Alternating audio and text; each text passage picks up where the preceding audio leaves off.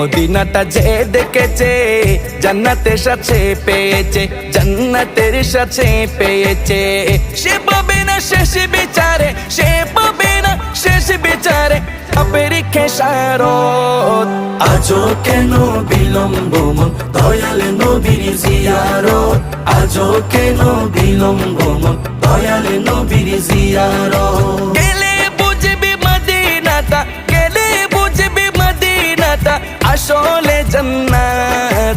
আজও কেন বিলম্ব মন দয়াল নবীর জিয়ারত, আজও কেন বিলম্ব মন দয়াল নবীর জিয়ারত। আল্লাহ তাআলা নিজের নূরে বানায়াছেন তার বন্ধুরে, বানায়াছেন তার বন্ধুরে।